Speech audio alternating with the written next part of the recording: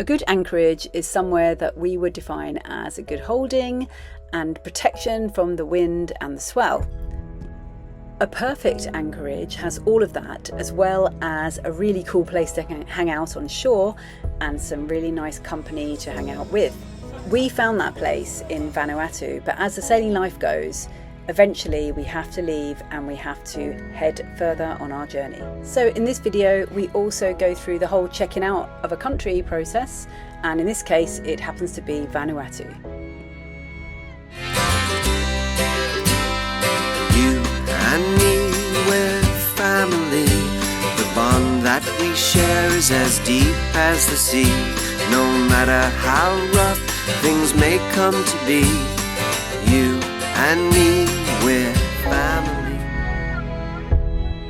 I forgot to add that another aspect of that perfect anchorage are things that you could do. In this case, the snorkeling was thriving. It was well protected and the water clarity was out of this world.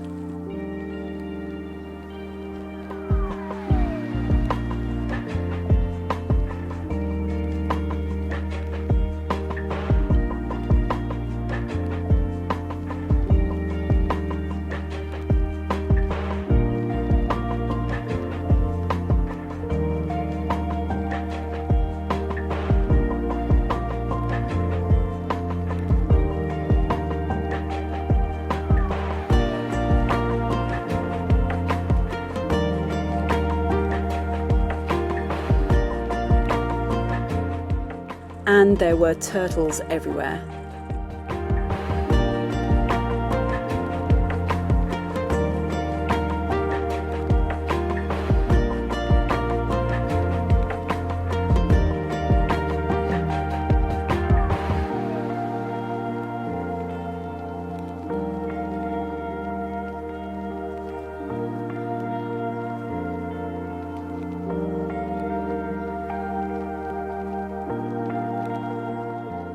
We'd also heard about this blue hole that was inland and up a river, but to enter the river you had to carefully time it with the tides. Over and then hug the coast. I think there's a bit of coral, but I think we'll be alright. It's going to be a wet ride.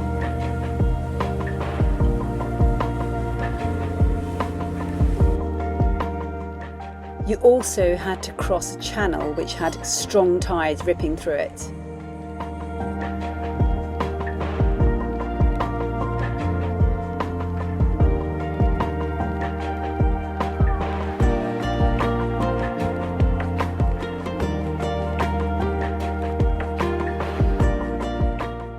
And the final challenge was to find the village and get permission to go there.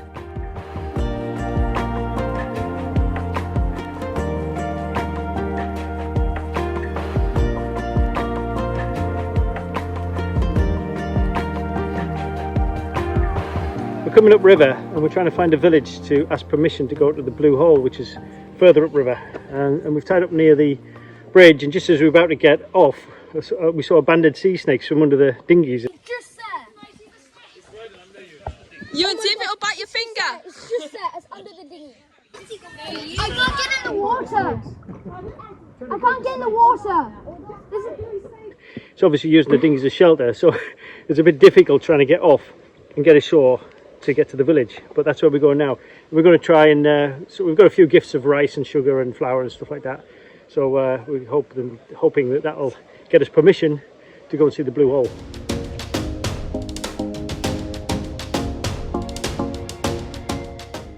We couldn't find the village, but we managed to donate a whole bunch of stuff to a couple of villagers who met us. And then we made our way up the river.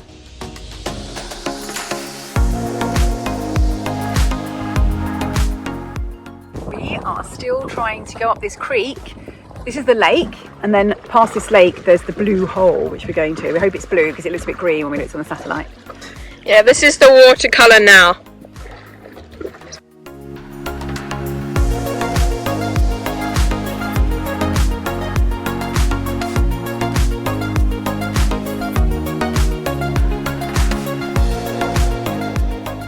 The water is blue.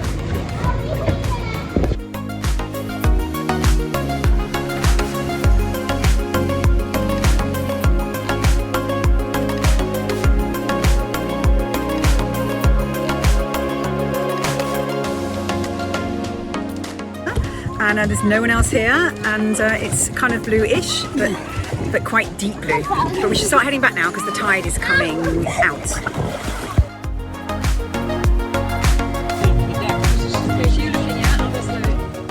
So the final challenge was to get out of the river before the tide dropped too much and it became too shallow.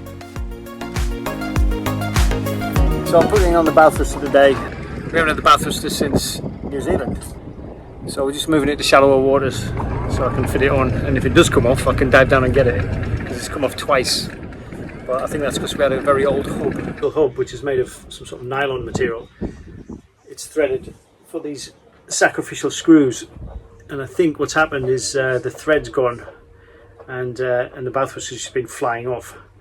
So I've got a new one from Amel, which is pre-anti-fouled, which is good. And I need to attach that onto the bottom of the bow thruster, and then this just screws on like so. There. So that just screws on like so to the actual bow thruster mechanism, and it's geared from the top, so there's no actual motor anywhere below the waterline. It's above the waterline, because you lower it down, use it, and then you raise it back up again, which is a handy little design. Mainly it's just fiberglass in the water and no mechanical parts. So the way it works is there's a small shaft that comes out of the bottom of the bow thruster leg, and then this fits onto that shaft, and it's held in place by this pin which goes through like that.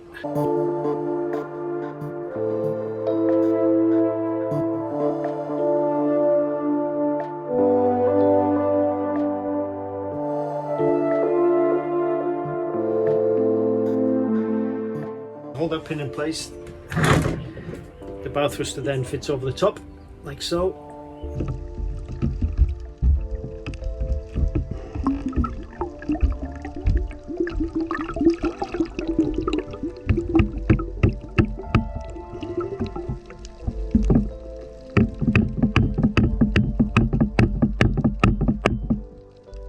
These sacrificial nylon screws, I think they're nylon, go in there and hold it in place, and then if the bow thruster does get a wrap or something blocks it or it hits something, these are sacrificial screws and they'll just snap off. And so what that does is it protects the mechanism inside the bow thruster. So the only thing you lose is your propeller, which is fiberglass, and even though it's supposed to be cheap, it's about €200 or €300 I think.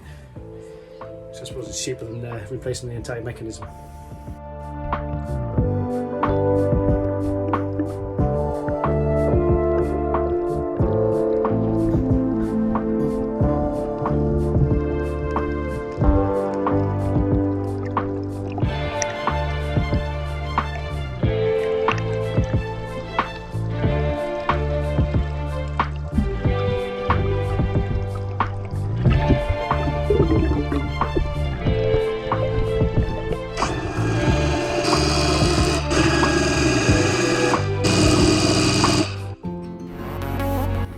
If you like following our story, please hit the super thanks and help towards the creation of these videos.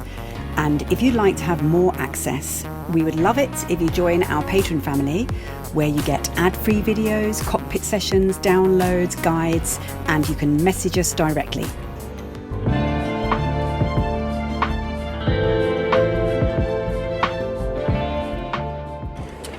And so the last night in Vanuatu Island, we got together with our fellow buddy boats and had a few drinks at the little bar there, which is absolutely fantastic. It's one of the nicest anchorages we've ever been to, actually.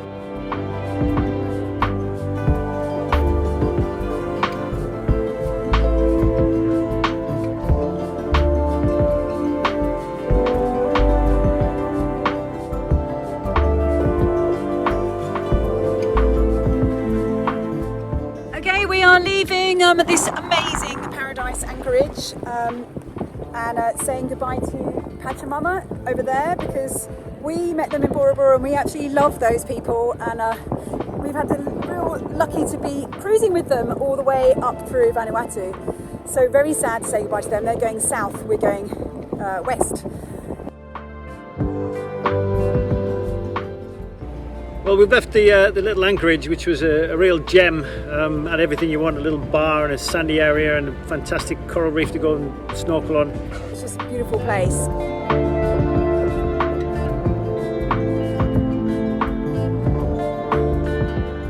Weather's changed now, it looks pretty horrible, and we're ready to move on really to different shores. Now we're moving on to Luganville, which is Vanuatu's second largest city, and it'll be our last port of call before Australia, hopefully.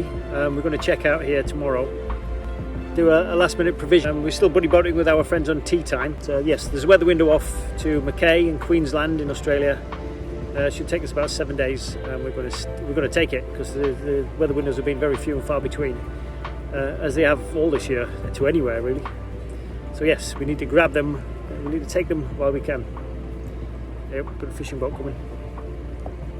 So the plan was to head around to Luganville, get rid of all our trash and find a way of getting into town to all check out and provision before we head on our voyage to Australia. So yeah, we're checking out today. We'll be heading off to Australia.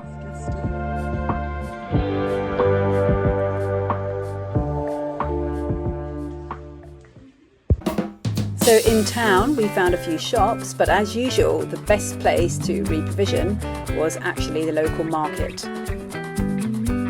In the market there were also some eating places where you could get some good home-cooked food.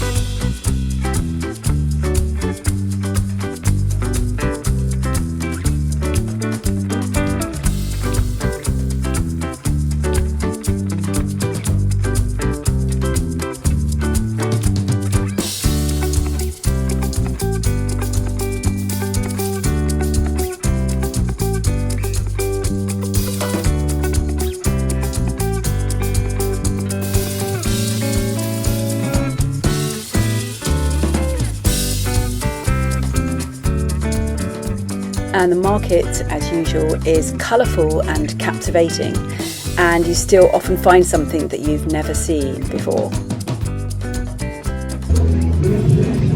Look at the size of that thing.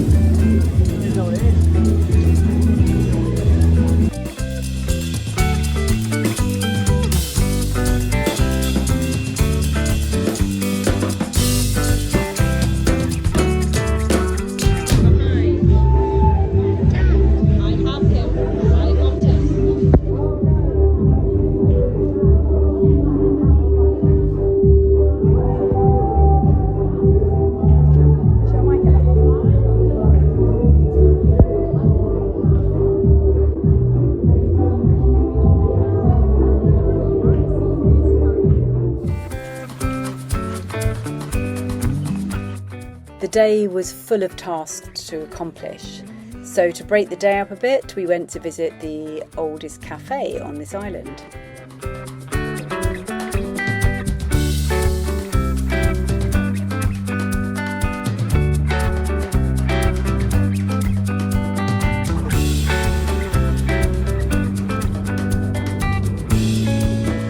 And then it was time to start the process of checking out of the country. The first stop was immigration, but then we had to go to another immigration office.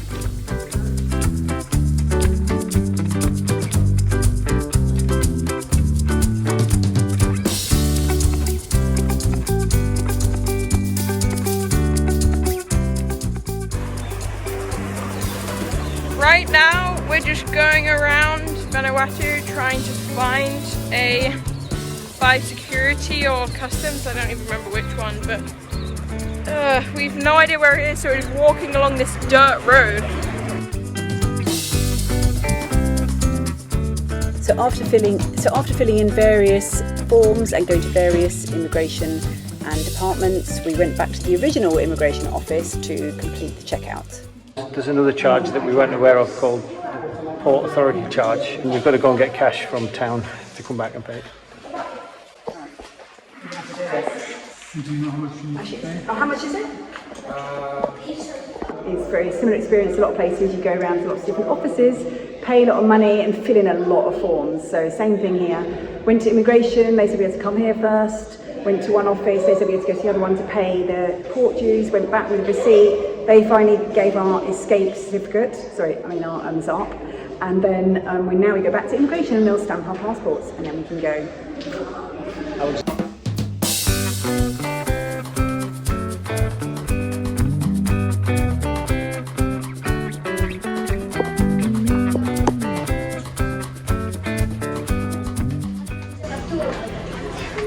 This is our escape plan. Escape certificate. That's the thing you always need. It's called a ZARP, but they don't call it a ZARP here. You need that when you get to the next country, always. Done now, let's go.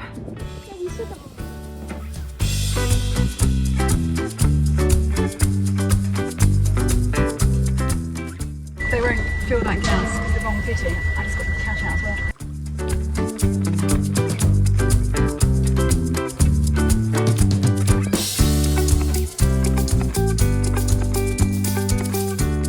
So this is a Global Fix V4 and we're going to test it.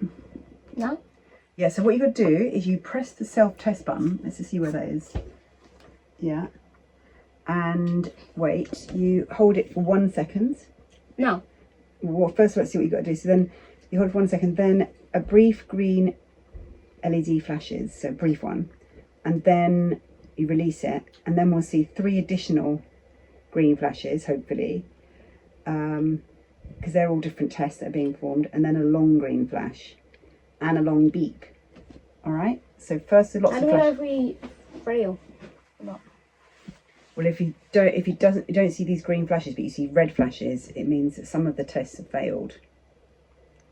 So each light is for different tests. Yeah. So let's watch what we get. So first of all, you hold it down for a second until you get the quick flashes.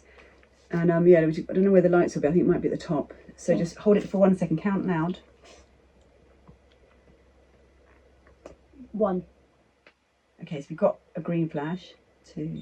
Yeah, green. 3. 3. 1. Okay, so it's passed all the tests. It passed 3 tests and a long one at the end to say that it's all passed. Yay! So it works. We're finally saying goodbye to Vanuatu. There it is in the background, you can see it. And we're heading to Australia, to Mackay in Queensland. It should take about 8-9 days, maybe 10 at the most. All depends. There's a weather system come through at the end, so we're a bit worried about that. But otherwise, it should be plain sailing for the next few days. So we've immediately fallen into ocean passage mode. Arenka's doing some editing and having a bit of a nap. The boys are reading and I'm on watch. Let's hope that we have a nice safe passage. The initial intention was to go north through the Solomon Islands and Papua New Guinea, but last week we heard of an armed robbery on a boat as it was heading to the Solomon Islands, and it just doesn't feel safe. We're watching the weather systems as well, and there's lots of sort of thunderstorms hanging over the Solomon Islands. Also, to try and drop down into the Torres Strait is a bit difficult because you're kind of going a little bit against the wind. You're going to have the wind beam on, and it really does pick up there, sort of 4, 5, 6 metre waves. Didn't seem like a good idea. We're going to check in Mackay, then go to the Whitsundays, and then Cairns, and then up through the Barrier Reef to Thursday Island, and then onwards to Indonesia after that.